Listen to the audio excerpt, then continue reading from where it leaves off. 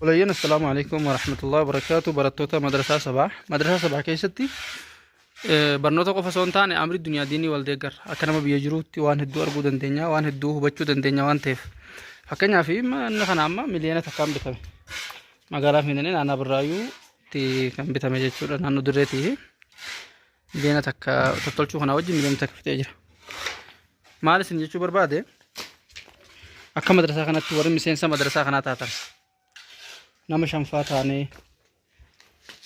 fakkeenyaaf nama shanfaa taanee yoo mana tokko bituu barbaaddan akka wal beektaniin isinii binnee yeroo gurguramu isinii gurgurree tirfii ishtiraaka godhuu dandeenya.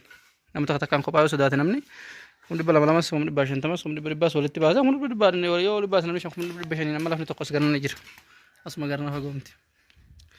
Akkasittis wal gargaaruu dandeenya amri dunyaa diinii wajjin dalayna bi'idhnillaahi azza wa jalla kun amma eega bitame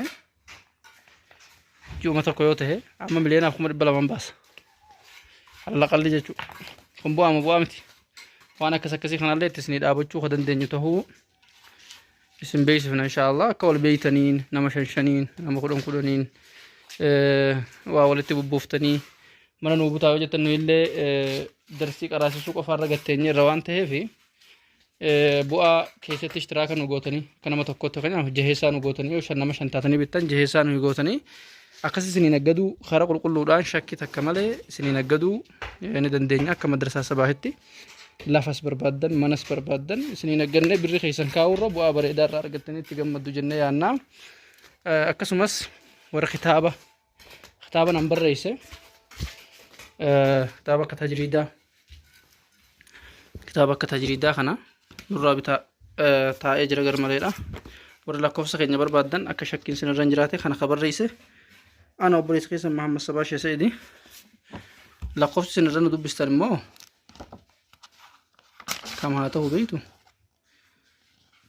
lakkoofsa noo kana duwwaa 920 duwwaa lakkoofsa sirra jiru kanaan waa'ee manaatiifis waa'ee kitaabaatiifis nu dubbisuu dandeessanii isin jenna madrasaa Sabaax jalatti warri barattan amrii dunyaa diinii wajjin dalagadnee gamtaadhaan waan guddaa irra gahuu dandeenya.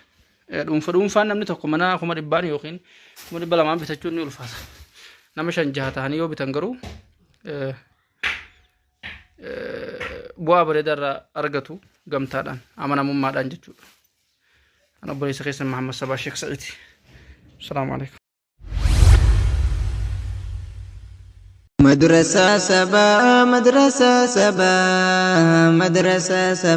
مدرسة سبا